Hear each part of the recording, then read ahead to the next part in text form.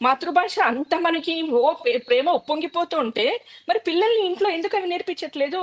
అమ్మాని ఎందుకు నేర్పించట్లేదు? Mummy daddy అని ఎందుకు నేర్పిస్తున్నావు ఇంకా మరి? అవునా కదా? Right right. మాతృభాష మనకి మీద చాలా గొప్పది, మనది, మన భాష మనకి చాలా ఉన్నప్పుడు మరి ఇంట్లో నుంచి కదా మాతృభాష రావాల్సింది. పిల్లలకి ఇంట్లో మనం అసలు మాతృభాష నేను చెప్పకుండా ఈ స్కూల్లోకి తీసుకెళ్ళి వాడికి ఇది చెప్పించు అది చెప్పించు అంటే ఎక్కడి నుంచి వస్తుంది?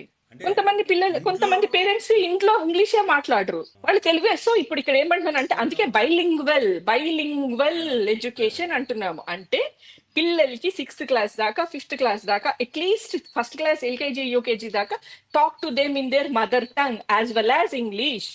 వాళ్ళకి అర్థం అవ్వనియండి. అసలు ఇన్ని భాషలు ఉన్నాయనే వాళ్ళకి మైండ్ లో అసలు వాళ్ళు రికగ్నైజ్ చేసుకోలేకపోతున్నారు. వాళ్ళ దృష్టిలో అన్ని భాషలు కలిపి ఒక భాష కలగూర గంపలా తయారైంది. అన్ని మిక్స్ చేసి మాట్లాడుతున్నారు. అవును. వాళ్ళకి డిఫరెన్షియేట్ చేయడమే రావటం లేదు పిల్లలకి. మనం అవన్నీ ఇప్పుడు కొంతమంది వదిలేసి ఏంటేంటో పట్టుకొని కొట్లాడుతున్నాము.